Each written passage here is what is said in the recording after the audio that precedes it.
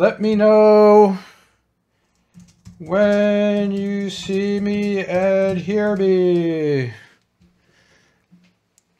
Testing, testing. We're good? All right. All right. All right. Okay. Do some final checks here. Testing 1, 2, 3. Testing 1, 2, 3. Good. Loud and clear. Thank you, guys. First, thank you everyone for showing up. This is a new time slot to stream. So this is our introduction to the Foundation Style Dog Training 5.0 course.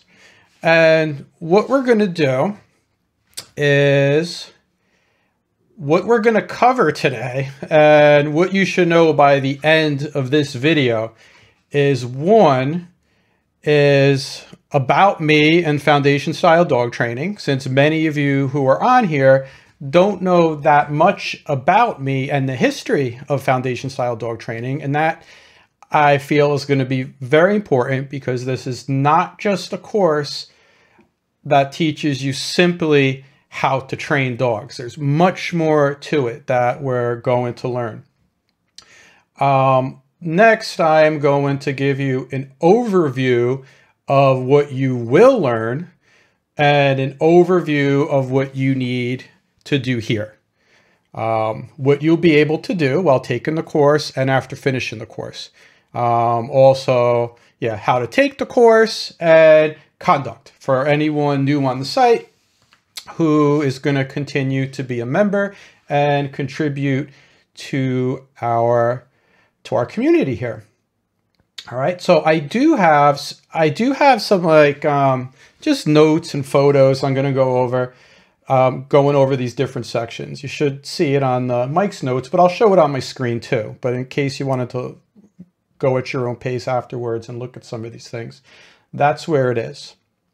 All right, so first thing I'm going to talk about is a bit about myself, right? And this is the first time I think I'm going to try to tell my whole story up to this point while keeping it as short as possible so we can get to the core stuff. But I do believe it's important, so that's why I'm going to put it in here. First of all, I have been an animal lover my whole life, just like many of you are as well. I was one of those little kids that was always outside catching bugs just to look at them, wanting to own every pet I possibly could. Of course, I wasn't allowed to. The first job I remember wanting to do, when someone told me, what do you want to do when you grow up? I remember saying I want to be a pet store owner, because I loved animals so much. Now, let's fast forward a bit to a spot where some of you may be. I'm going to take you back to like 1993 when I was still in high school, because that's where my journey really began. At that time, my favorite thing to do in the whole world was just to spend time with my dog. I've always had a dog as long as I can remember. Matter of fact, one of the earliest memories I've ever had was just laying down on the family's German Shepherd. I literally can still remember what she smelled like, the smell of her feet, her paw pads. They smelled like corn chips. And it's one of my first comforting memories. And throughout my life, my family's always had dogs. And the main one that I grew up with was a dog named Maggie. She was a German Shepherd Lab mix, and she was just the sweetest dog in the world. And she was always how I wanted to spend my extra time, my relaxation time. I would take her for hikes in the woods. I would just take her for walks. She was such a big part of me growing up. And she was old. She was old by the time it was 1993 and I was graduating high school. But I went to my guidance counselor because I had to decide what I was going to do after high school, and I wanted to train dogs. I decided I wanted to train dogs. I loved spending time with my dogs so much. I saw that there were dog trainers out there. At that time, it was like this huge mystery. There were not that many around me. And when I asked my guidance counselor about being a dog trainer, he literally looked at me like I asked him to join the circus. There's no file there. So instead, the way he directed me was to go to school for veterinary technology. He said it was in the right direction. And I went to a school named Delhi, State University, New York, over at Delhi. And it was a great school. Now, while I was there, this was before the internet was really around. I literally spent all my time, extra time in the library, digging through the dog books. I was obsessed. I was obsessed with dogs. I would get and luckily, because it was it was one of the first veterinary science programs in the country, they had tons of books and breed books on dogs. So I spent all my time not all my time, but it was one of my favorite places to go on my own. It was just read, read, read, read. I couldn't get enough. I was like a sponge. While I was there, I was lucky enough that one of my professors did dog training as a side job. And she had an elective course on dog training. So I actually got to take a college course.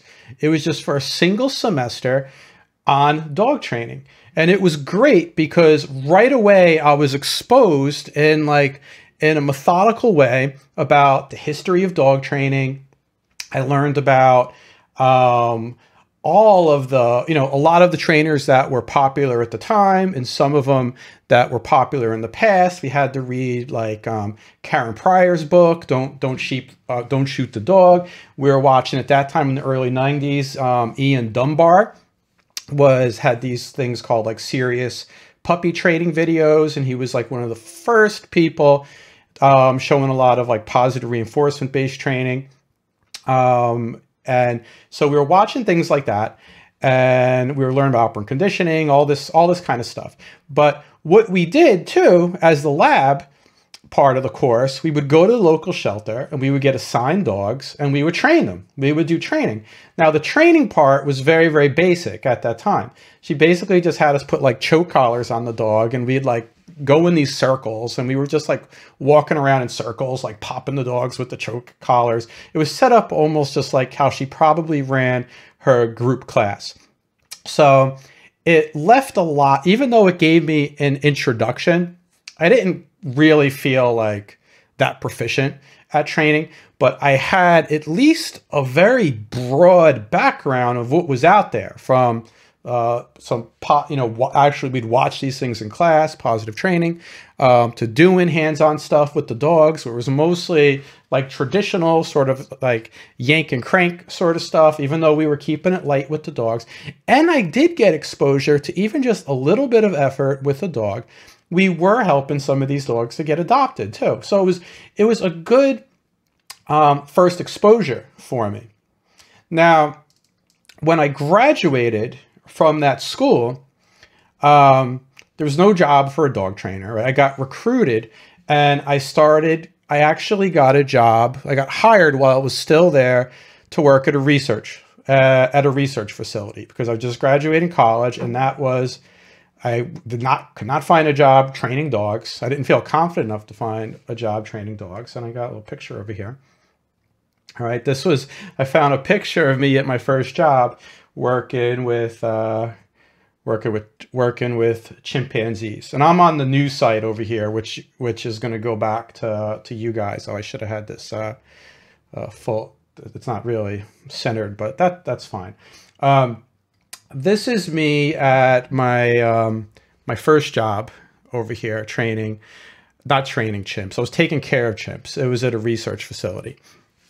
And I learned a lot about human nature actually working with those, because they're so human-like. And I learned things these chimpanzees will laugh when you tickle them. They have temper tantrums. They hold grudges.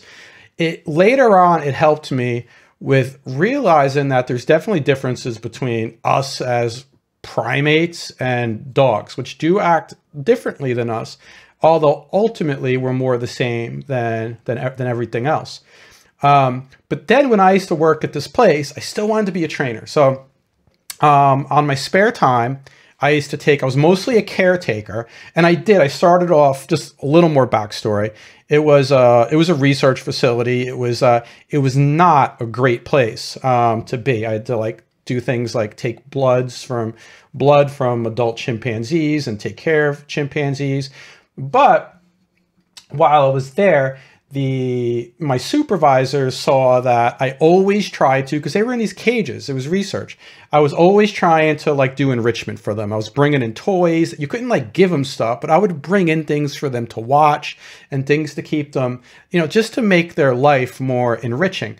So within a pretty short amount of time, they moved me to the nursery. They're like, oh, this guy's probably great raising the chimps, because they wanted these chimps to trust humans.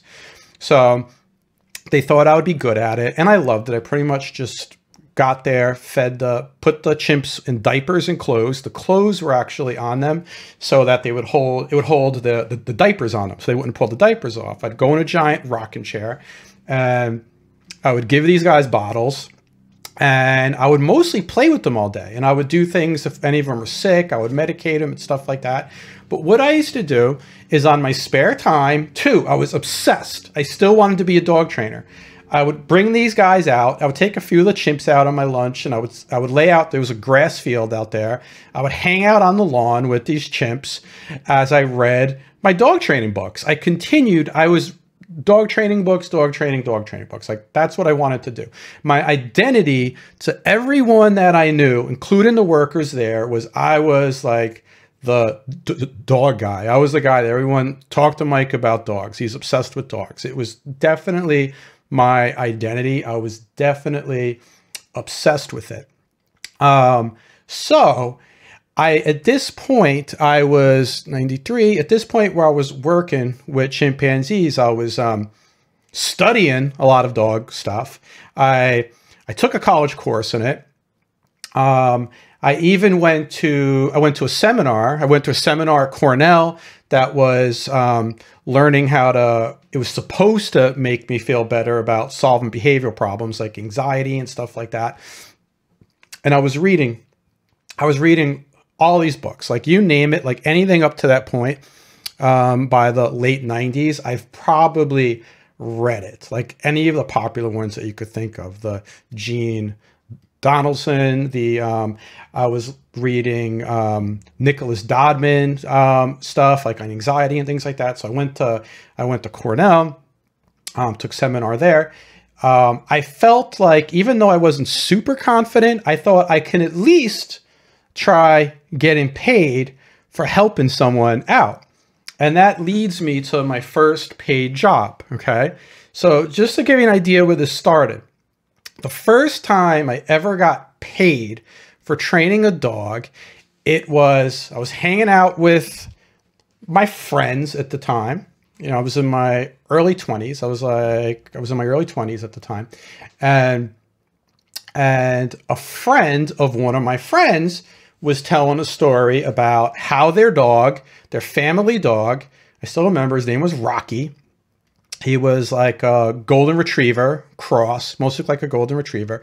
They said whenever they open the front door to their house, the dog takes off and runs around the neighborhood, and they can't find him, and they have to drive around, and they have to find him, try to get him back in the car. And he got picked up by the dog control officer a few times. And I said, oh, I could fix that problem.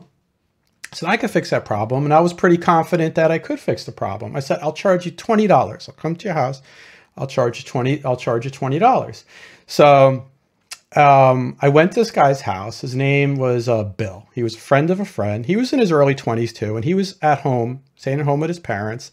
And his mother and his father was there. And his father was this big he was a corrections officer. He was this big guy. The mother, she was really nice. And I go in there and I explain that, I ask what the issue is, and I said, I'm going to fix the problem. So what I did, now please, don't do this. This is with the knowledge I had at the time, all right, is I put the dog already had a choker collar on. I grabbed I grabbed a long line. I put a long line on the dog, and I said, oh, what you're going to do is I have this long line. It's all loose, and you're going to just open up the front door.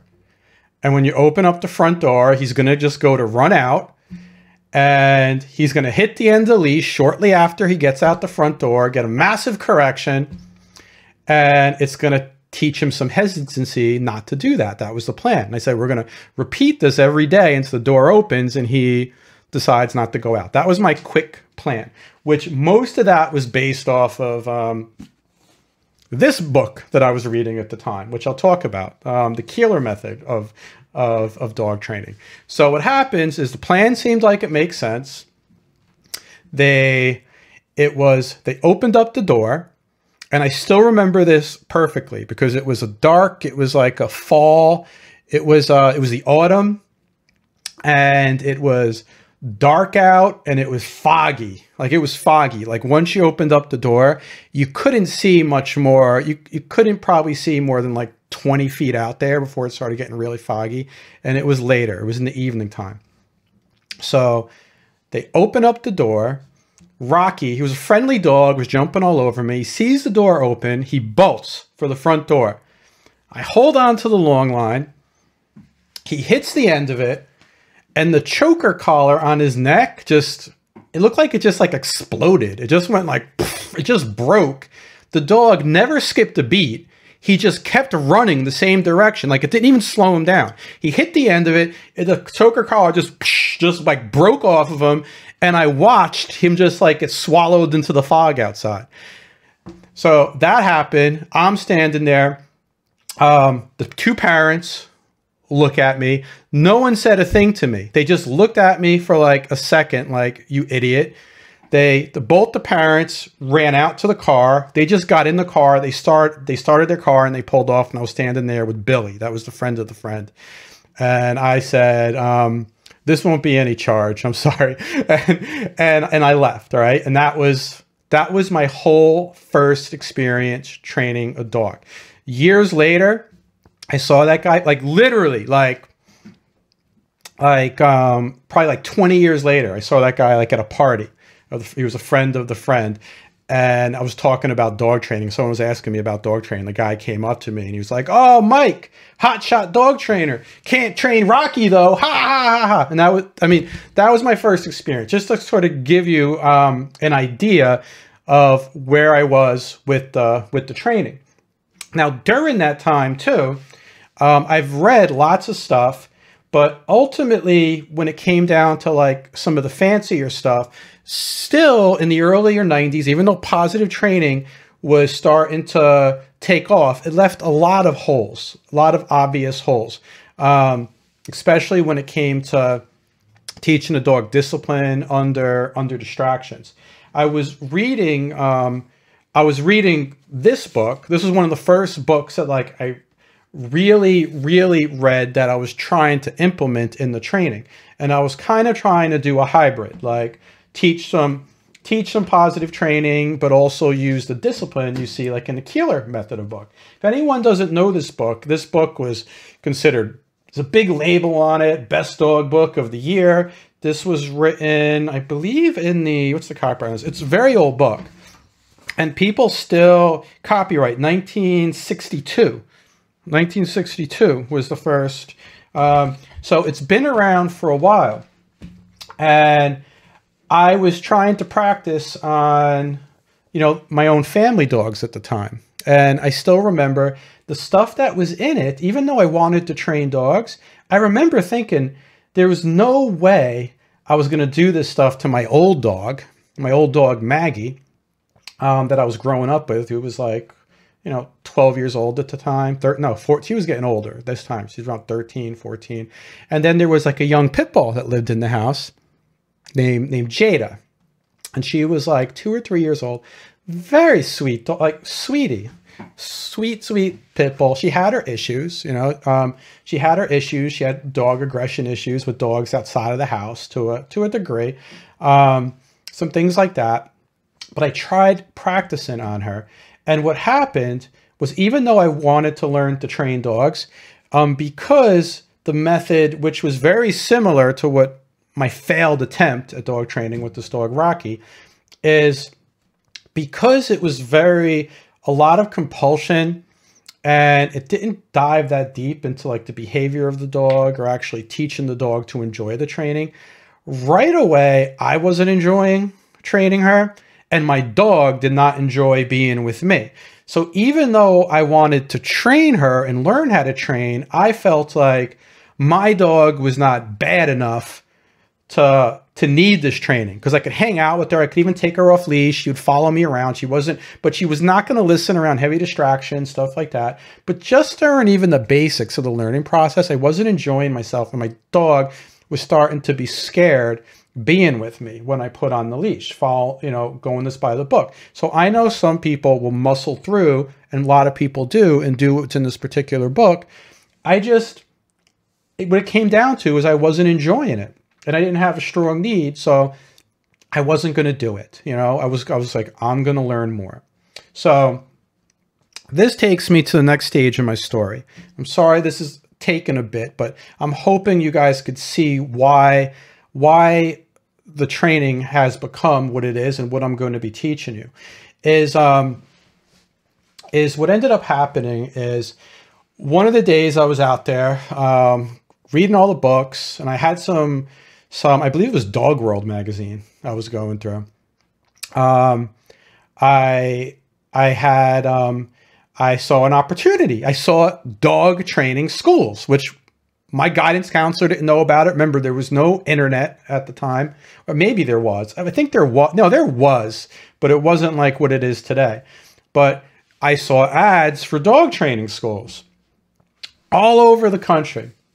And suddenly I was like, and then I would see them, and you would order, generally, like you would, I think I called or I wrote a letter, and they would send you videotapes, VHS tapes, and you could check out the schools. And I was so excited. Like, it was a very exciting time in my life. I was like, I am going to be a professional dog trainer. I'm going to go to an actual school and really get good at this. So I compared all these different schools, and I would look at the videotapes. And then I decided to go to one of the schools. All right. I'm not even going to say the name of the school because it's not that important, because this was basically all the schools, especially at that time, were very, very similar. But what I can say is this: it was definitely very well respected school where people all over the world went to. And at the time, it was like a big thing. It said, like, on their ad, it was like, where the trainers come to train. And it was run by someone who was very accomplished in the industry. He was like a world champion in multiple things, not only in in bite sports, but also in AKC obedience. He was considered like the Michael Jordan of dog training at the time. So I was so excited to go. On the video camera, it also showed, on the videotapes, it showed the students winning trophies, competing, stuff like this. So it was like, this school was very successful at teaching top-level trainers. So right away, I'm imagining myself doing this. Like, I'm going to be a top-level trainer, and I'm going to be getting all these trophies, and I'm going to be doing all this stuff. So it was a very exciting time. I went and I bought a puppy that I wanted to get. At the time, American Bulldogs were not that popular. I had to find a breeder in Dog World. Now the poor things, they're in shelters all the time, right? I wanted an American Bulldog. I thought they were just the coolest dogs. I got a puppy. It became like my best buddy. And I had to start saving up to go to the school. So I was starting to save up. It cost, at the time, it was well over, tuition was probably at least $10,000. And I had to live over there for like 6 months. So all my expenses to live over there, plus all my bills and everything else, which I wasn't going to be able to pay. I had, so I was spending a lot of time to be prepared to go, because it was going to cost a lot of money and put me in debt to not only pay for it, but pay for myself and all my other bills and things like that. So what I did is I had this old broken down Omni car, at the time. I sold that for like, I think it was almost worthless.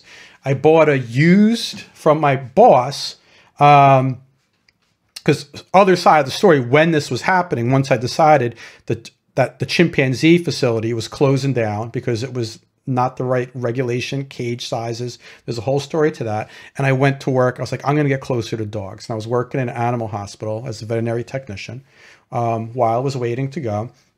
And during that time, when I decided I was going to go, I bought my boss's old Caravan. I was like, I'm going to need something to carry dogs. There was this old Dodge Caravan with the wooden trim. It smelled like cigars because the veterinarian was always smoking cigars in it. And I was going to go. And I remember during the time that I was going to go, I've had a lot of people try to talk me out of it because, especially people I worked with, maybe they didn't want me to leave the veterinary hospital, but one of the veterinarians that I worked with in particular told me that it's a very hard career and they didn't think I'd be very successful at it. And, you know, you shouldn't leave this job because you have benefits and all this other stuff. And I did not have a lot of people really supporting me about taking off and going. But when I had the money, I went. And when I went, I drove out across the country to get this place in my used cigar-smelling Caravan. And I don't like the smell of cigars. So I was willing to sacrifice that to because I was able to buy it pretty cheap. And I went out there with my dog, Jax. And this is my dog. He's part of the story here. This is Jax. All right. Oh. Well, Jax is, it's even hard to look at him. Oh, excuse me. I wasn't expecting this.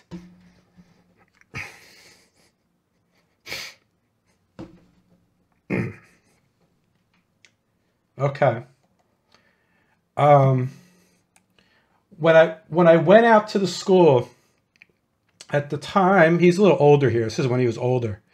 He was probably like 9 months of age by that time. Oh man, sorry.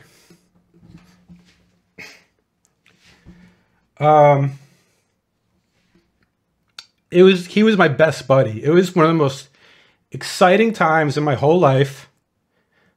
Oh God. Sorry, I think it's because I never told this story.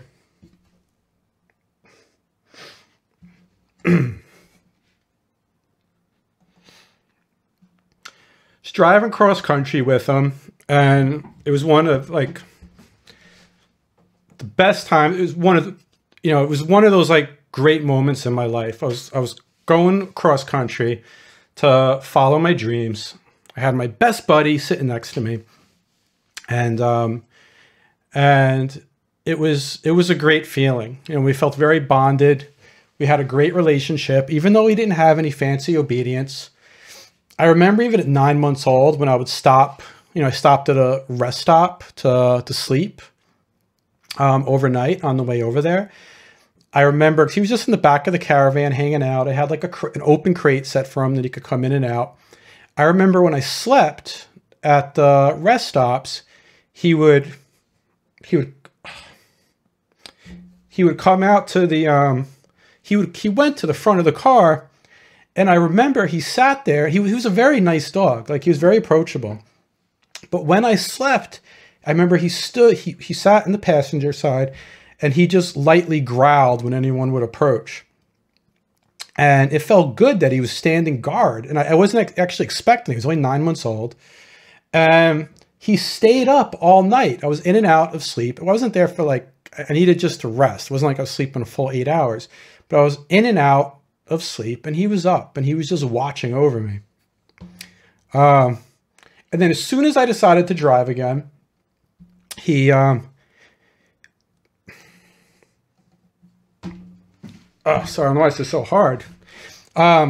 He would go back into the... He laid back down, and he rested. He went into the crate. So he was obviously tired at night because he was up before with me, but he stayed up all night for me to watch over me. And then when I started driving, he went back into his crate.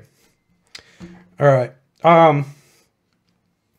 So we got to the school, right?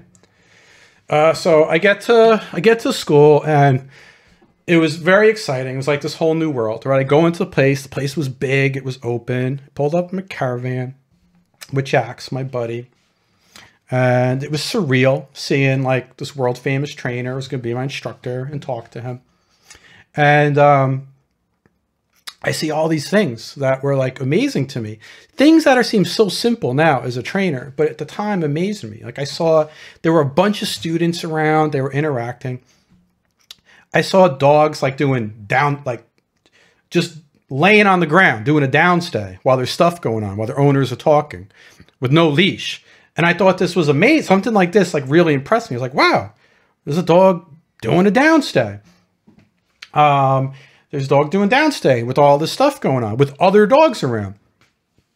I see like dogs, you know, going over jumps like off leash, and there's all this stuff going on, which was way beyond what I was able to do, especially with distractions. And I was so excited.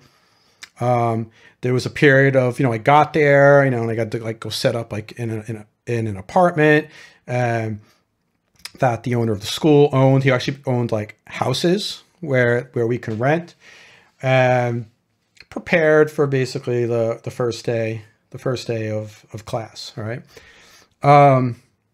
And right away when we started, remember I had a background like of some stuff. I was learning, I was doing like training with treats and stuff like that. Dogs sit or do down. I wasn't really doing any punishment training because I couldn't really figure out how to do it without it like feeling like crap or not enjoying myself. Remember, like wanted to be a trainer because it was something I enjoyed. You want to do what you love doing. And then it's not a job, you know, at that point. You're just doing what you love and you get to make a living. So, like right away, I don't remember what day of the class, but it was like within the first week, like I'm sure, where learning how to make dogs do sits and downs. Simple, right? It sounds simple enough. So I bring my dog Jax to class, my buddy. He's happy to be with me as usual. And we're learning how to, now he knows what sit means. He knows it with the treat. He knew what down means. He knew all this stuff before I got there, but I didn't do any punishment stuff. So they're like, all right, this is how we're going to teach him that he has to sit. So put a prong collar on him. All right. We had to buy all the equipment. We had a prong collar on. And the way that they started it was just like, okay, tell him to sit. And if he doesn't sit, you're going to pop him on the leash. All right. You're going to pop him on the leash. So, and remember, he knows treat training. He knows to sit for a treat. But he said, we're not going to do a treat. It's like, we're going to do it because he has to do it. So we're in the class. There's all this other activity going on. He sees other dogs. He's being a good boy, but I'm not supposed to give him the treat. So I tell him to sit. He doesn't sit. And they told me to pop him on the leash. I give him like a pop like this, or like give him a correction. I give him a correction. He looked surprised and he didn't sit. He was confused. All right. They said, do it again, harder, sit. I popped harder. All right. Now he looks at me and he looks scared. Right. So he looks scared and he's looking at me, and it's almost like he's looking at me like he's waiting for me to say, I'm sorry. Like I stepped on his foot by accident or something. All right. He didn't do it though. He was confused. And they're like, he's being non-compliant, correct harder. So I pop harder. Now he's scared. And he chops at my hand in the air. He's like, that's how he bites at my hand because he's scared. He doesn't know what's going on. It's like, so then they go harder. I do it again, harder, and he cowers and his butt goes down. Like, that's how you do it. All right. So now I have my buddy. He's cowering. He's looking at me. And this was my first exposure to professional instruction, learning how to be a professional dog trainer. And a lot of what I was learning here did not really consider this aspect of of the dog, and the human, and the relationship between the two, and ultimately why we want to do this in the first place. And what happened is at the school, a lot of it was like that. There was definitely, I'm not going to say there was not a lot of good things I was exposed to at the particular school, but it was very limited as far as the process of how to train the dog. It was all about the end product. It was all about the end product. And it was about, can the dog do this for testing day? It wasn't about the process. It was like, in order to graduate, you have to demonstrate your, dog retrieves things, goes over jumps, can track someone, can do all these obedience routine, can do a retrieve and bring it to you. It was not about the process.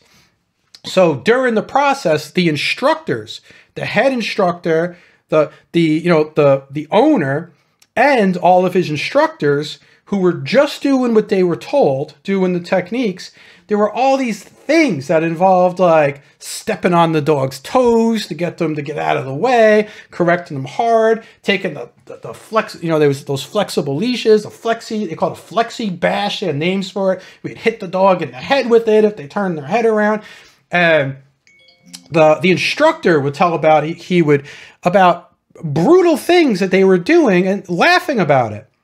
And then it was happening with the students inside of the class.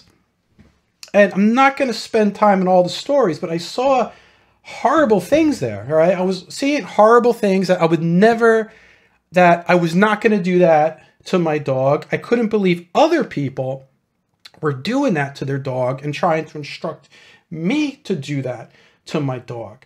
But what happens is I wanted to graduate that school. And my whole adult life at that point, as short as my adult life was at that point, when you invest like everything you have into doing something, you spend all your money.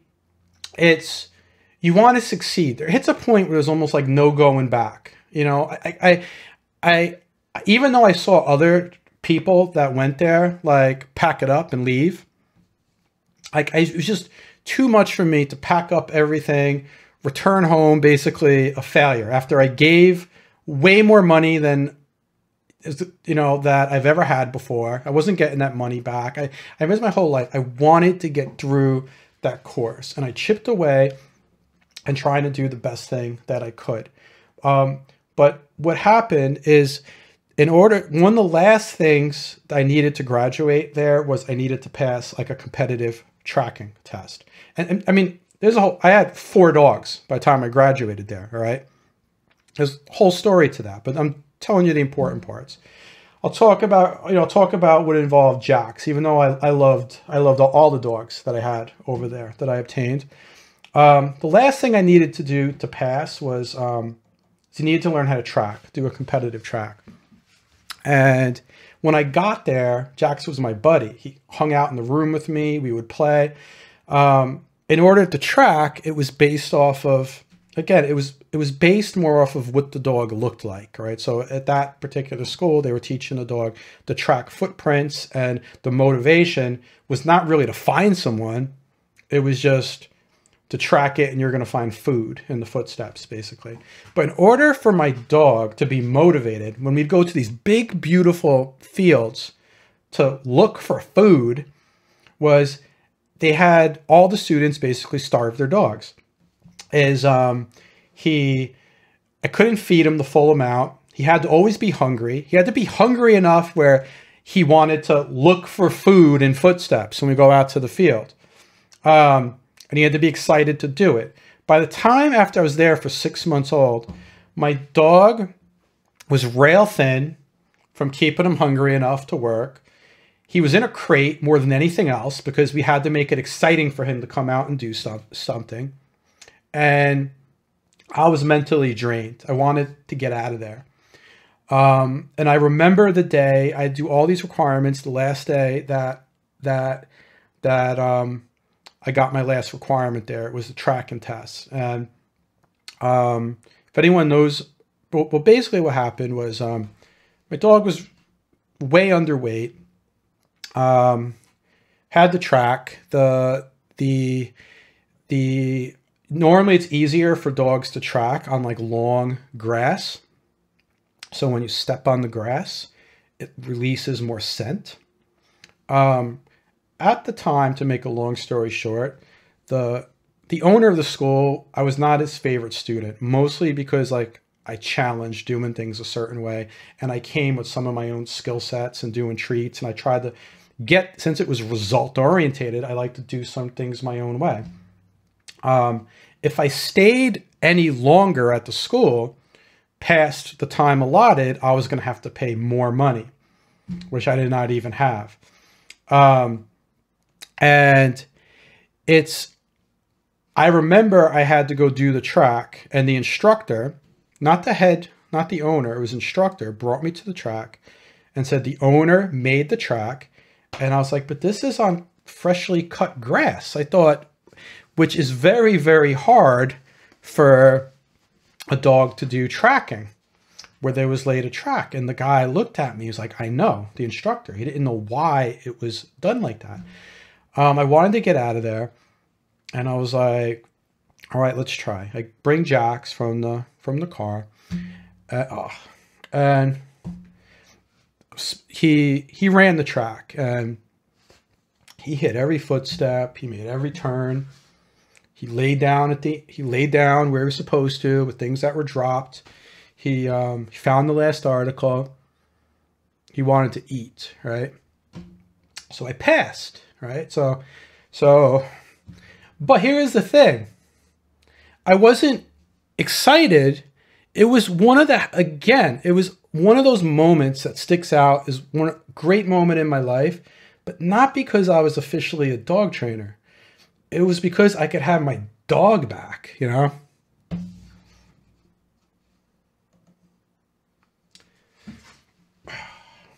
So let's cut to the next chapter of the story here. All right. I started working for a company. Again, just like when I was in college, I basically got recruited while I was out there. As soon as I got home, I was working for another company doing training security dogs, mostly a lot of like security dogs, training dogs to prep for a vendor of, he was a vendor for the Department of Defense. So at that time, I'm not sure if they still do it like this. They would have vendors that were usually private companies that would sell them dogs that had a minimum amount of training, the Department of Defense. They had to be healthy. They had to show some like minimal bite work and be able to like find a couple of scents like inside of a box to show that they could do the work. So I was prepping dogs to do that. I was training security dogs, and also he had like mostly like an in-kennel business where we'd bring dogs in and I would have to train them. And you know, get them back to the owners, you know. He also, what he did is when I started working there right away, because he saw I could train dogs, I was able to get results pretty good. He was like, oh, he found another business opportunity where he did his own like little apprenticeship program where he hired people to shout. No, he didn't hire. He would do an apprenticeship program where clients would pay him to shadow me. All right. And he was paying me. So what happened is, now that I'm training in the real world, I'm mostly doing like security dogs, not as many pet dogs, but I'm working with some pet people too. I'm doing in kennel stuff and everything like that. And communicating with some of my friends I made at the old school. And I still remember the conversation. I was catching up with like one of my best friends at the school. We're like, how are you doing? How are you doing? I was like, yeah, I'm working for this company, blah, blah, blah. And I remember him telling me, when I asked him how he's doing, he's like, yeah, I got all set up. I got my business stuff. And he's like, I did my first client the other day, and they had like a poodle, and I came in and I showed him how to do something. It was basically, he jumped right into obedience. and he popped the poodle the way that we were taught at the school. And he said, they just looked right at me and said, you can leave now. And that was his story. That was his first experience training professionally after he graduated. However, what he learned, and what a lot of us learned, looks great if you want trophies on the field, if you're not watching the process. It was not good for the process. But anyway, let's bring it to, I'm working for this company because I had to train. There was a dog named, my boss said, got to go pick up this dog. It's aggressive towards people, and you're going to fix it. And they can only pay for 3 weeks of training. I tell a little, I'm not going to go through the whole story. It's in another video. I think I explained it. But basically what happened, it was a dog. Her name was Precious. Dog's name was Precious. And it was like, I don't know what it was. It was some kind of like Rottweiler. I think it was like some kind of Rottweiler pit bull mix or something. And I went to the house, and this thing was just, they had this thing on a chain in the backyard. And the thing was going full force, launching itself in the air, hitting the end of the chain, and like doing a backflip, backing back up and doing it again. I thought the thing was going to like break. That was the dog I had to take and train. Make a long story short, got the dog to the training facility. I have an apprentice with me. And all this schooling I did still did not prepare me to train this dog that was like trying to really come after me, trying to come after other people, especially a 3-week program. And what ended up happening is you dig in the past. You dig in the past. It's like, what information did I get? I couldn't even get, every time I tried to do anything with this dog would just attack me. As I went all the way back to Best Dog Book of the Year, I was like, oh, I wouldn't do this on my own dog, but I think this will be helpful for this dog. Make a long story short, a lot of these books, a lot of professional trainers too, this is on bookshelves, right? Make a long story short, the dog was trying to attack me. I didn't know what to do. I wanted to help these people. The dog was attacking me. I was basically hanging the dog up on its choker collar. So its feet were dangling off the ground. Thinking, according to the book, the dog should learn, oh, it's going to die if it keeps doing this to me. And I was doing this. My apprentice, the person who was shadowing me, is crying. I was saying we need to do this. And to make a long story short, I stopped. I was like, I did it enough. The dog was like on the ground. The dog could barely get up. And I stopped. And I said F word. I didn't even want to train anymore, like after that. But going back in retrospect, it was a changing moment for me. Because once you do something and you hit a point, you're doing something that you didn't want to do in your heart, then once you do it, some people, which I could understand why, can decide, okay, I can't go back now. This is the way it has to be done. But I just decided I wasn't gonna do that anymore. And from that point on, a few things changed. I started doing my own work on the side, where I didn't have any timelines. That's one way that I dealt with it. Because one of it was I felt like the dog was being rushed.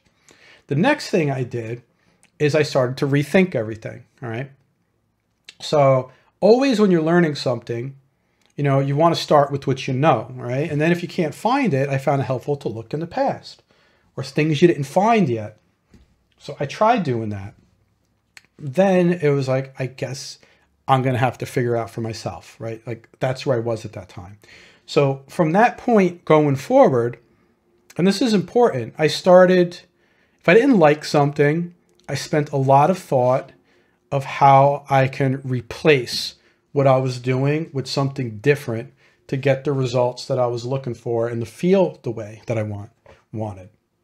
So at that moment, I started chipping away, all right? It was a point where, very important time for me, where I was chipping away bit by bit at things that I thought I could do different. So now, during this time while I'm doing this, I was getting better with working with aggression cases, mostly because I wasn't rushing them and I was doing things a little bit different.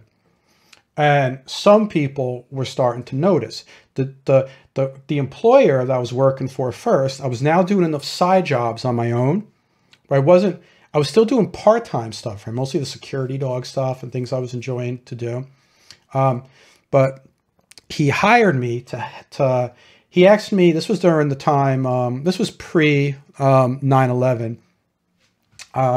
He asked if I wanted to handle an explosive detection dog at the Empire State Building part-time on the weekends for a contract. And it was decent money. I was trying to make a living and it sounded exciting. So I had to fly out to this place in Texas, one of the biggest contractors in the world for the government and supplier of detection dogs.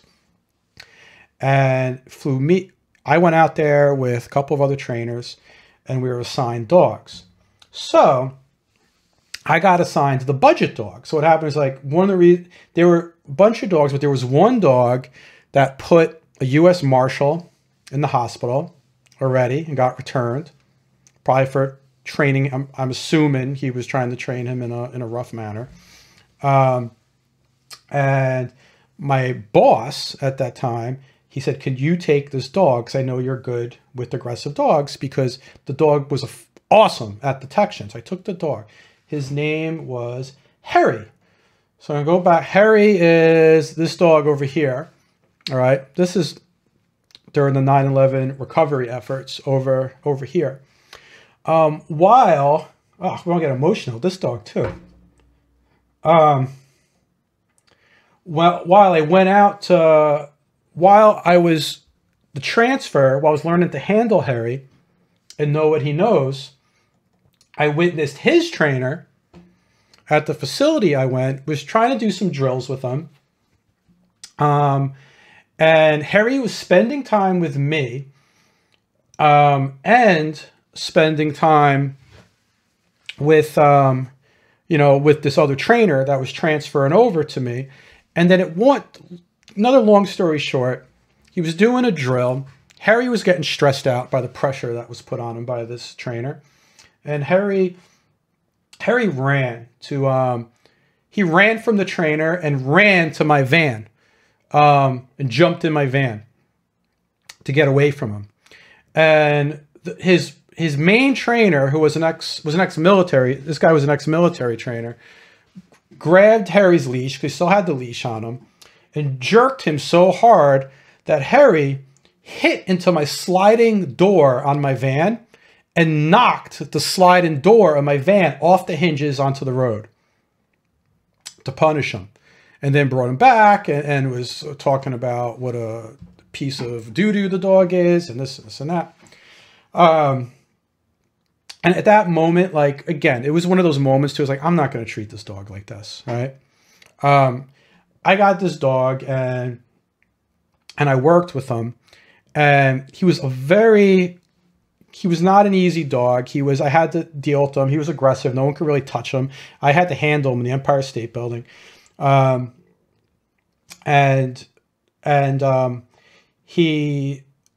had moments with him where I could have went to war with the dog, but I decided it was actually not necessary to get a dog to work for you.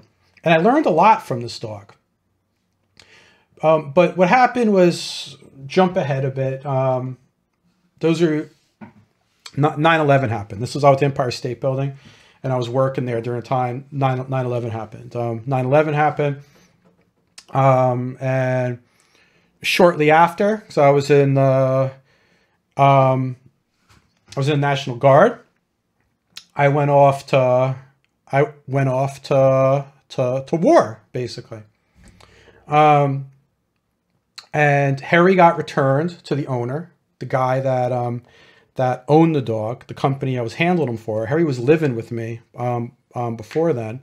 Shortly after I left, Harry almost killed the owner's son, And then Harry died within months after I left, trying to dig himself out of a crate. He impaled himself because he wasn't working. No one really could handle him.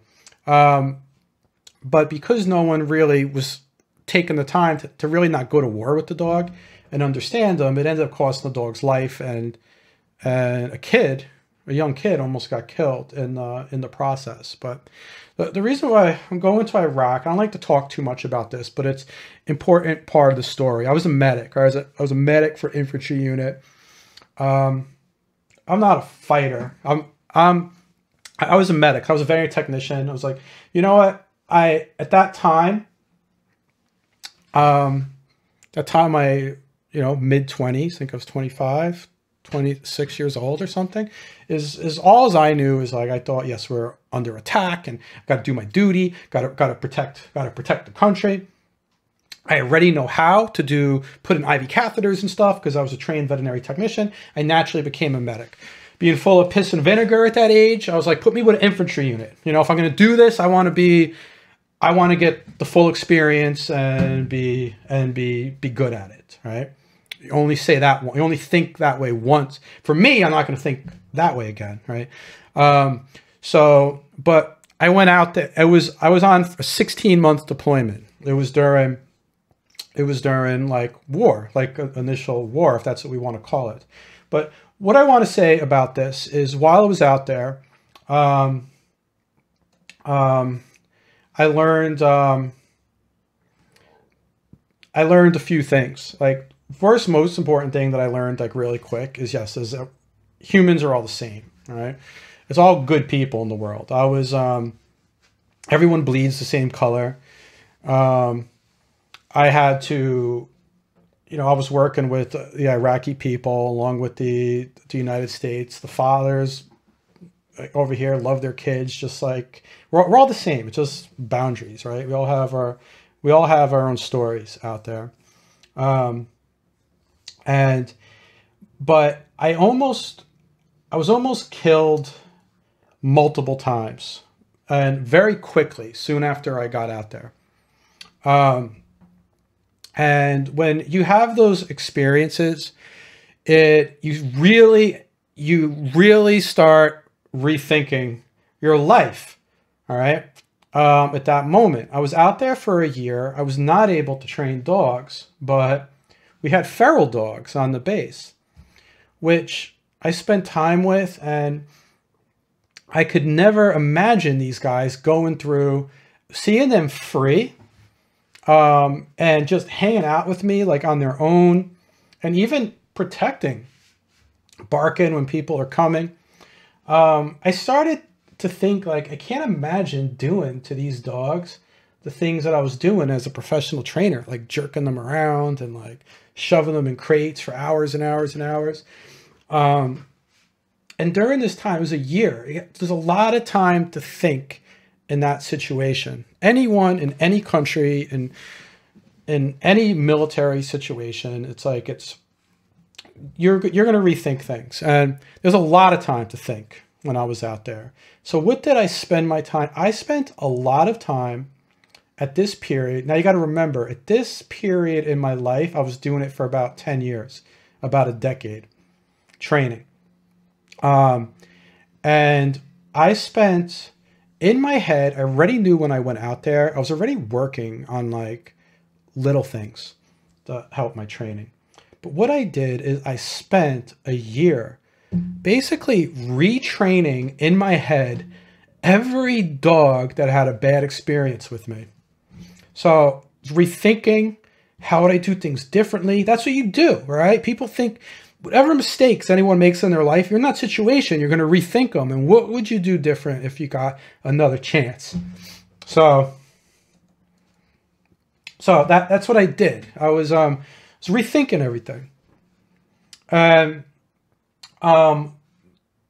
after a long time, I came back and I'm going to start to train again. And the cool thing is some of this stuff is sort of documented. I was never proud enough of my training to ever post any videos anywhere or share anything until over a decade of myself training. I don't even have any footage of the original, like the first 10 years, over 10 years of me training. There's nothing. But when I came back, a couple of things happened, right? And this is here, I got this. And I'm sorry, this stream's going a long time, huh? All right, but I guess it's important. Was I did this. I did dog training area 51.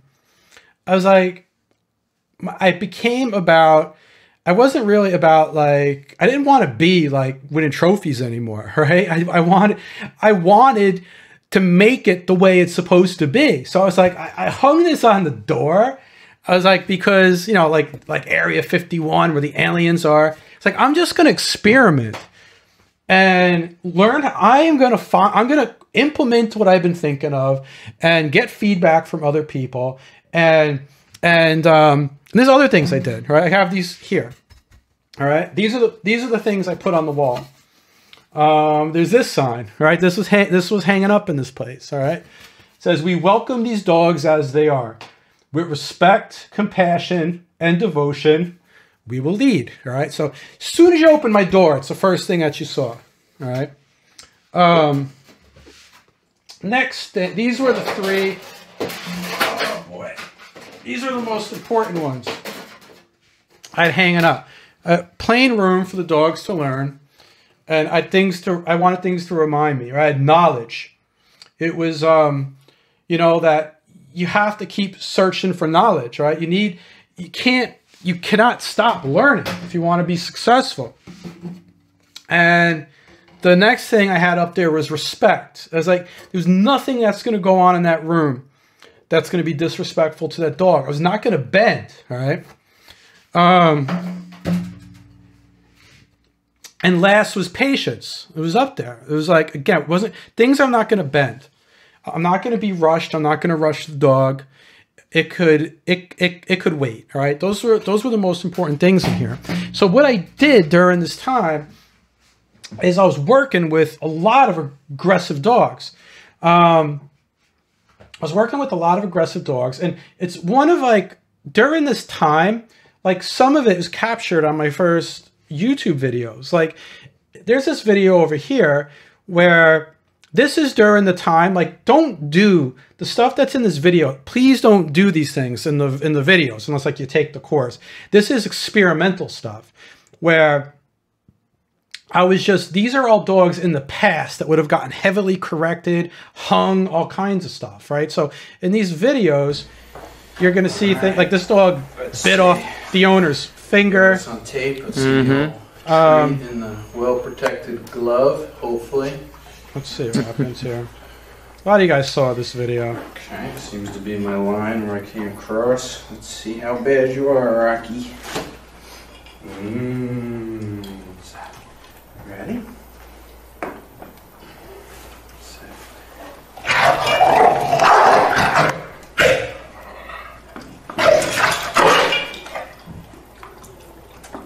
Come on.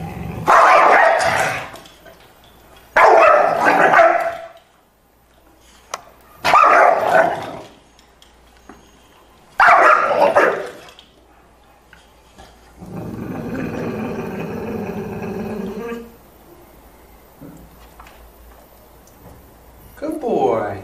Come on. Come on. Come on. Good boy. So that's an example, right? Don't do that. please don't do that. All right. But I'm just trying to show, like, I was experimenting with things that I was just thinking of. I was like, oh, maybe I could try this. It was a very experimental time. That's an example of the kind of things that were going on there, right? Then the other thing that happened is, let's see if I have my notes. I found it. Someone sent this to me. Someone sent this to me the other day. One of the trainers did some apprenticing. They went to a client's house and found, this is from, it says, I scanned this is from 2006. My first triangle was born. All right. Now, I can't, with the triangle, this is when I was experimenting, all right? I was thinking, I was thinking for over a year. Then I was coming back and like experimenting. I think the triangle was out before that video. And I was always doing these things with the owners where I was like trying to prioritize things, right? So I was taking things and if I was trying to solve a problem, I would just make these triangles. And I would say, okay, let me get a black marker here. I was like, all right, if you're trying to work on your obedience, you really cannot get there if, how are you going to work on your obedience if you don't have like leadership? I was like, you know, and like, oh wait, your dog has a health issue, right? I would start doing these basic triangles to teach priorities. Like, wait a second, you want your dog to jump into your car, but it's overweight. We have to address this first, all right? And okay, you want to do this obedience, but you really don't have you don't really lead your dog, all right? The dog's constantly telling you what to do all day. And now in these certain situations, now you want to tell the dog what to do and it doesn't make sense to the dog, all right? So I was trying to make things easier by doing priorities with people. So one day, like after doing like enough of playing around with a triangle, I came out what I thought was an excellent like way to explain a good compass that could help almost like anybody. And it was a compass I used in my consultations. And this was version 1.0, right? This was from like a piece of paper. And I would teach it. And this is a good thing. It's like right after I started doing this, now, if I had someone come to help me train, it was easier for me to at least teach them how to at least mimic what I was doing and to give them a compass and to be successful with it. And at that point is where my popularity really started exploding. You know, between YouTube videos and me not bending about not being humane, but still doing work in dogs. It was like, I need to handle these aggression cases. I want to do protection dogs, everything. And I became very, very popular. In my area, especially. And of course, I started getting all kinds of recognition pretty easily without even like a real business plan. And I'm not going to go over all the credentials and things I was able to do on TV and hold. It was like the sky was the limit. I was able to hold giant group classes, help out police inside of seminars, be on like just about every single TV network like there was. Teach other people. It was very, very, very easily to not only train, but I was starting to like enjoy training. That I was finally starting to enjoy training, which is what I wanted to do. Right. So I'm not going to bore you with all these videos. You could look at some of the videos, but it was born, like I would say it was born about 12 years ago, right? I was born about 12 years ago, and it's been growing, it's been expanding. Some of you that are on now have been practicing it.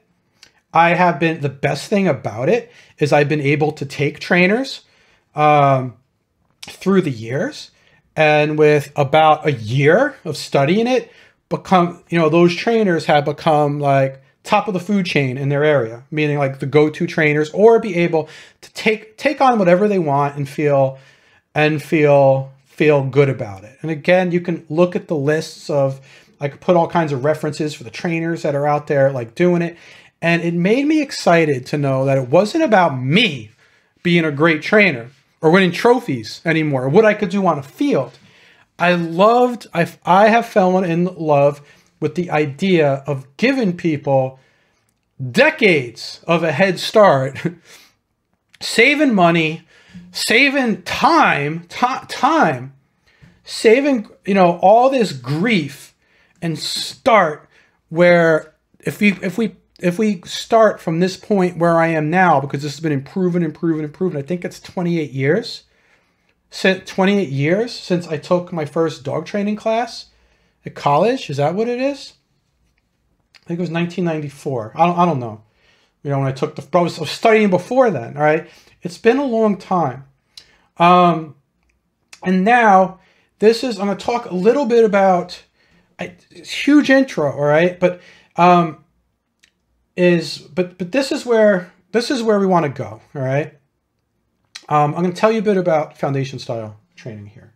What we're going to do in the course. All right. I mean, how you guys are doing. I didn't check with you guys. All right. Okay. Oh yeah. This website, just so you know, even this website helping people, I think has been on for 12 years. You go back in the forums, there's posts from 12 years ago. All right. So I'm helping. This is culminate, what you're learning here is an accumulation of not only 28 years of trying to do things a certain way. It's also even online, even 12 years at least of people on this site helping each other out remotely. And me helping. Now, this is about foundation style training, all right? So I'm going to go through my notes over here so I don't forget anything. One, it is technical. It's technical with flexibility. This is the new triangle, right, that we have over here, all right? It is very technical, but it allows flexibility. It just gives you a compass. It's your savior. It's my savior. It doesn't matter what someone throws at you. You need to know where to start. And you need to know a path. And you need it simple enough where I like visuals and charts and things like that, all right? And this helps the clients, right? It's not about what I know. It's about what you can do and what you can have your clients do. So you'll learn how to use this, all right? Also, there's these numbers. What is 5.0, 1.0, 2.0? If there's a major change, we change the number. Think of like software or maybe iPhones. I don't know. Even though I use a knockoff BlackBerry, right? I'm never gonna use my knockoff. I need a physical keyboard, right? But 5.0, there's major changes. This layer here, ethics, is a major change in here because I've noticed that I was training people how to train really well, but there's an ethical side to the thing where sometimes I assume people know, but we can't leave out the ethics. Ethics, if you go south on your ethics, it'll stop you dead in your tracks. And also the method of teaching is going to be a bit different here. Smaller changes, like, is very likely going to be 5.1, 5.2. Those are smaller changes. It's usually like something within one of the layers, some details. It's a way just to track of which you need updates on. Just like I say, just like software. So if someone takes the course and I say updated, there's a 5.1. It just means it's probably like a unit or something where some things have changed. That it just means new information is in there, not a major change. All right, it's not going to be a major change. So also it's built upon the backs of giants. This only exists because I have studied with other people that have studied their whole life, know, and passed through me in their books, their seminars, or whatever. This is not me, all right? There's information that's in here that is influenced from members of this site, all right? It's not about me. I'm just coordinating this for you guys, all right? I'm just coordinating. It's built upon, it's not Mike's training system, all right? It's your training system. It's the dog's training system, all right? It's something bigger, all right? It's something bigger where eventually someone, this needs to go on, all right? It needs to go on. It's built upon the back of many giants, but it's improved upon by the feedback of those who are in the trenches and are doing it. So it's going to keep evolving, all right? Its base, over here is based off of what we change it is based off of basically what's most humane. All right.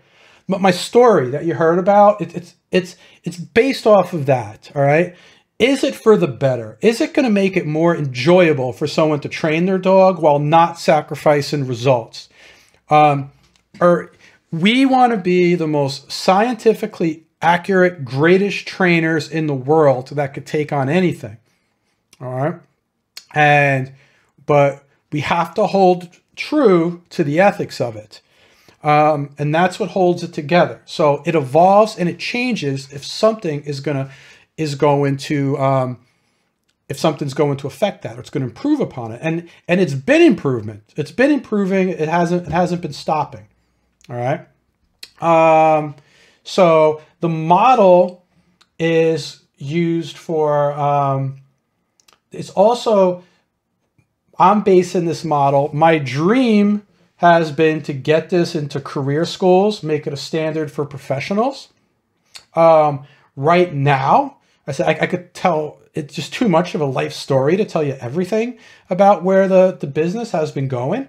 But there's a video. Over here, the concepts are also being taught in, where's my videos? Even in a career school, all right? So I teach this in a career school. But before I show you this video right here about the career school, this is major change, all right? Talking about some changes, all right? So this is things you're going to learn, all right? All right, so this right here, all right, this is called Bloom's taxonomy, all right? So I'm a teacher at a career school, right? So I've been evolving more and more as a teacher, teaching the stuff instead of doing it. And so most teachers or educators are familiar with this. And I have had the privilege to be able to work in a career school with 11th and 12th graders that are looking to pursue careers in animals. About half of them are special education students in my class, which means I've gotten very good at breaking down into little chunks, right? To make it easier for me to teach, right? So to teach you guys. And this is very important to me because this is the model which really shows what I'm shooting for to make sure you guys are really great. So I'm just going to go over this quick because it applies. All right. So very lower things, which everyone has to do here first, is just simply remembering things, right? Remembering definitions of things, using the terminology the right way. And then, of course, you need to show that you understand it, right? You can answer questions about it. Now, applying is being able to put the stuff into practice, all right? Using the knowledge and using it in new ways. When I first started teaching trainers, like in version 2.0 is where I was really doing, I think, offering like my first dog training courses, I was mostly concentrating on them being able to apply it. I was teaching things that I think worked for the most common denominator of all dogs. I was like, oh, if you follow this and you do things this way, you're going to be humane and you're going to be able to work on just about any dog. And I tested this even on like everything. Very bad aggression cases, even a wolf. I even have a video of a wolf we trained doing this, which was biting. I mean, that's a whole nother story, right? So I was concentrating on what can I teach, or if someone mimics it, they're going to be good at it. And there's a lot of trainers out here which are basically, I track them, all right? I call them 2.0 trainers. They know foundation style dog training 2.0, and they're super, super successful, but they're mostly, at least at the point I sent them off, were mimicking. And on their own, they all, have become better on their own and things like that. I'm not in any way saying, going against what they have learned since me, but I'm saying what I have given. I've only given on the longer versions of here's a how-to, how's to apply it. All right. You're going to do good. What we want to do now is we want to bring it to the next level in this course. So that's why this is going to take a lot of dedication. These are for the people who are in it for the long haul. Analyzing is being able to break the concept into parts and understand how each part is related to one each other. So in the coursework, yeah, we're going to be looking at each other's videos. You have to be able to break it apart, all right? And a lot of the magic is in here. And I promise, if this looks intimidating, it's really not. Once you start doing it, we break it down into chunks. And when you can analyze, you can also evaluate, making judgments. You know, you could evaluate what other trainers are doing, even trainers that are doing things differently, what you're looking for. I want you to be able to take any trainer in the world, watch what they're doing, and be able to evaluate. Know what's missing in there. Know what's in there. Being able to make judgments on it. That's evaluating. And then creating is you going beyond what I'm teaching here. And if you know the concepts, you're not limited by something. I don't want you to have to look for an instructional video, how to do everything. Someone gives you a unique job. You just do it, all right? So this is why I posted this video, because this is at the career school. And this training, by the way, works with any animal, the concepts, once you do it. I can't remember where my videos are on my thing. They're up here, all right? So I've shown some of these before. This is the career school, the rat training, right? So, you know, I have like 50 rats I assign to, like, you know, different students. Every student has their own rat at the career school. Now, you'll see these rats in videos I have doing all kinds of things. Like this student has the rat pushing the ball through the hoop. We can go, let's go right to this page. I have ones just to show you a little difference. Before I begin this video. This one is carrying the ball. Is that what it is? So let's say. So this student is doing something similar, but this one's going to carry the ball through the hoop instead of pushing it through the ball. All right. Oh. And then we have all other kinds of things. One's doing fetch and everything, right? Now, the idea is, this is the point of this, is this is higher level, which means not only have I never trained a rat to do that and everything else that the students are doing in the class, is I didn't teach them how to do that. I did not do that, or I did not teach them how to do that specific exercise. The only thing that I taught them to do is how to, is to understand at least the concept of using the positive side to training to create, right?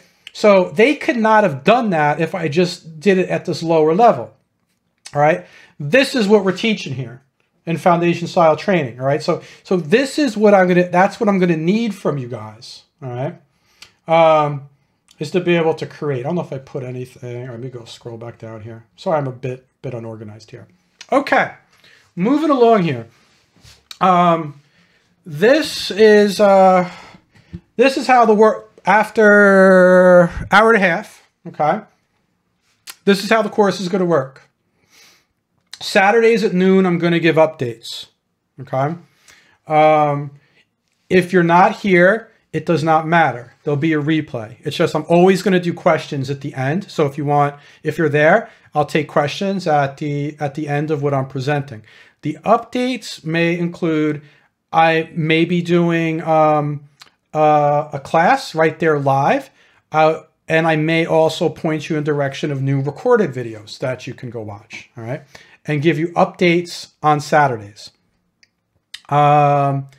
Then also, yes, I'm going to post what you're going to have to do there. So if there's any new questions or things that I want you to do that you're going to need to be evaluated about, you're going to know about it on Saturdays. But if you're not there, it doesn't matter, because you guys are attending this live. These eventually are all going to be pre-recorded and then put into the coursework. Okay, so you guys are my founding members right now. So you're here while I'm building it, which is why you guys are all going to be very important and grandfathered into this course. Wednesdays, I'm still going to do the Q&A. However, priority is going to first go to questions that have to do with the coursework as well. So if someone watches the stuff on Saturday, and they did not have their question answered live there, they put it, you know, I'm not going to be going back and answering questions on the Saturdays. Put those in the Q&A, and those will be addressed first on the Wednesdays Q&A. Then afterwards, I, of course, will answer anything else that's in there, okay? However, what I want you guys to do is to use the forums to help each other. If you have a question, that you think, remember, you guys need to sharpen your horns while you're doing this. So try to put as much stuff as you can in the forum, because if you're going to take the course, start now. I'm not going to go over the details today, but your forum interaction is going to be tracked, and you'll be able to see it in the profile. So over here on the news site, once I put it back live, over here, you'll be able to see questions on the forums that are unanswered. Let me see. I'm going to go over to the news site that I'm on now. Is going to probably run a little slow. All right. It's going to be, we're going to have unanswered questions over here. There's going to be categories where you post your questions here first. You're going to be able to see recent discussions, recent replies, and we want to be using the forums more. Now, you'll be able to search the forums. I am not going to leave, we're not going to leave any stone unturned, which means if there is a question that any member is not satisfied with, then those are the ones we want to escalate to the Q&A, ideally, on Wednesdays. But try to use the forums as much as possible, and I'm going to be encouraging that we use the forums. Also, let's see, we go to just so you can see, in everyone's profiles, which this is going to evolve, all right, is the forums too. We'll be able to track each other's, and I'll also be able to track in the forums, you know, if I need to check what people have asked, how they helped people, you know, we could track each person's, their replies, their discussions. And even if there is a forum discussion that you want to track, you could put it in your favorites. We're also going to be keeping training logs. So the training logs, that's not me, I was testing. The training logs, which are going to be a little bit different, is when we create, you know, you can put an image, your dog. We're going to keep training logs all on one page, which it's going to be very flexible. I'm going to come up with some solutions, but you could pretty much put anything in here. YouTube videos, everything, any type of media, it's all yours. And then we're going to have, you know, the information about your dog and the goals. And that's where we're going to track your progress with any dog that you're working on. So get ready to use those. I wouldn't start putting anything in there now, because some of the information is going to get wiped in a couple of days, okay? Because it's very tricky. I had to change everything on this site in order for it to properly host the new educational software that I want to do. So that's why it's a little bit buggy. I need you guys to be a little bit patient with me. Let's see. Let me go back down here. Okay.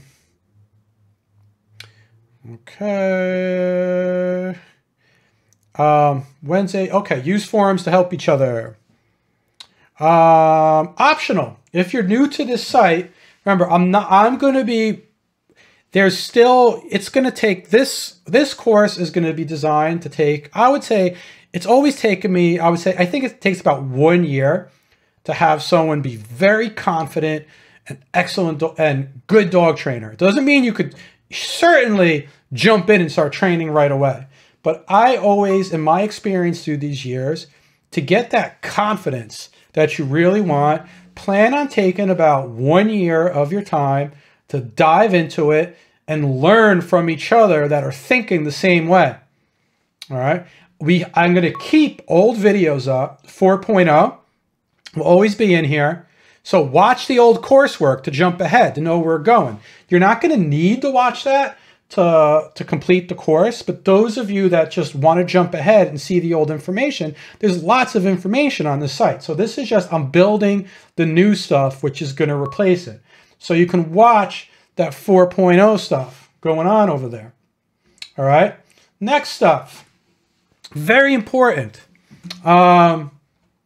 is our conduct. I'm going over this right away because this intro video, it's going to probably be public on the site because I do not want people to even join the site unless they're the right fit for it. All right. So I'm putting this out here right now, and your input is very important. I made a little manifesto, okay, and some on-site conduct. We're going to go over this. All right. My little manifesto. I always wanted to say that. All right. Number one, we focus on innovative ways to strengthen the relationships between dogs and humans through education. The welfare of both must always be considered. All right. That's point number one. Point number two. When we are not satisfied with the present, we will search the past. If we cannot find an answer, we will create a new way. And notice I'm saying we, okay? So that's why you need to interact with each other. By working together, we become the best in the world. Number three, we teach those that seek to learn. Those that do not want to learn will be influenced by our example. We'll be respectful and considerate of those that are less informed than us, all right? Very important. I don't want anyone getting cocky on the site by getting a lot of new information and going out and like basically bullying other trainers or being trolls. So we'll teach those that want to learn. If they don't want to learn, it doesn't matter. They're going to be influenced by our example, and they're going to have to evolve to a degree anyway. So we're gonna go by example. And even myself, I'm removing a lot of my own videos and stuff that's out there that I feel like is a little too bashy or bullying on other trainers, right?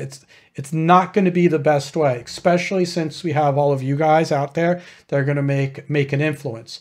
We are committed to making each new generation better than ourselves. So anyone on this site is going to learn, be way, way ahead of the curve from where I started. So you're going to be expected to pass on information, make every generation better, all right? Because 10 years from now, 20 years from now, you're going to look back and you're going to know so much more than what you learned here. Pass it on, all right? Conduct. I'm just going to go down. I put a little note over here. We are the good bacteria. I wrote that because even me with this new version, I'm just changing the way that we do things, all right? I've done enough bashing of trainers that I thought was abusive to last a lifetime. Awareness to a degree is definitely good, but if we all work towards something bigger, we're basically probiotics, right? So I may be a little wrong. I don't know exactly what's going on in the stomach, right? But as far as I know, we have good bacteria in our stomach, right? And as long as there's a lot of good bacteria out there, they do better. The stomach actually likes the good bacteria better. So they survive in there really well. So if you have good bacteria in your stomach, the bad bacteria that makes you sick gets overpopulated pretty easily and are not really a problem. You guys have to be the good bacteria, basically. We don't need to bash anything. We don't need to attack other trainers. If we lead by example, there's the bad, abusive trainers that I have been there, all right? They're not bad people. I mean, there's bad, I guess you could say there's bad people in this world, but the vast majority of people that get into dog training, their heart was in the right place when they started. And circumstances take them. We're all products of our own experiences, all right? We're going to be the good bacteria, all right? So that's how we want to conduct ourselves, please, especially if anyone becomes certified, because we're going to go over professional code of ethics in an upcoming class, but on-site conduct. Very important. This has always been there. I modified it a bit to set us all up for success. No bashing rule.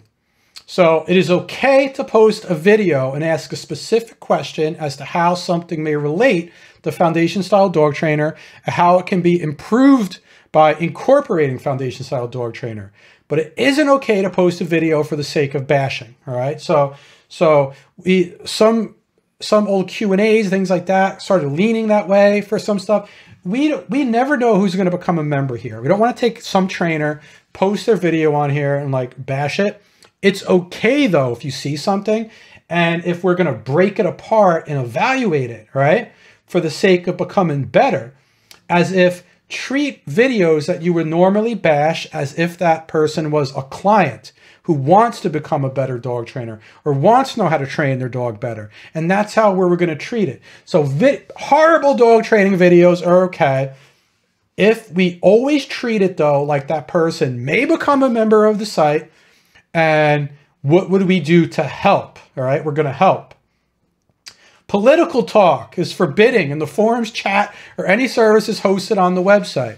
All right, there are individuals, keep in mind, we have members in every continent of the world on this site except for Antarctica. But legally, you're not even allowed to own a dog in Antarctica, all right, because they're scared of it spreading like diseases to the seals and stuff. So any continent where we could find legally owned dogs, there are trainers in those continents.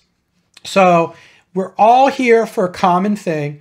Let's keep the talk focused about training here. I respect everyone, all right? We're going to respect everyone's private views on everything.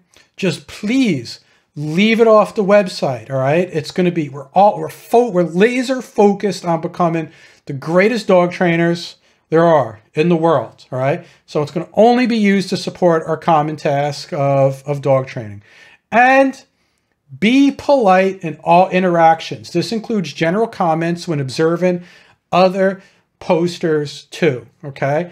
Talk to everyone on this site like they're your grandmother or grandfather, and you're going to help them out.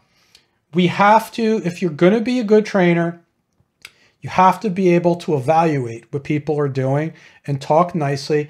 Some advice right away when we're trying to help someone, always try to find the good in what they're doing first. And that's important, to let them know what they're doing right before you pick apart one thing at a time to improve upon. Advice for those using the forums. Don't tell a million things. This is good. This is all good. Can we tweak this? Then we'll work on something else. Always leave it a positive experience. Whether you're working with a client, you're working with a colleague, or another member of the site. Make all interactions positive. Conduct is very, very important. Okay? So that's our introduction for today. I'm going to be back next Saturday at noon here. But of course, I'm going to be on Wednesday to answer any questions that anyone has about this, that missed this recording, or anything that you came up with in the meantime.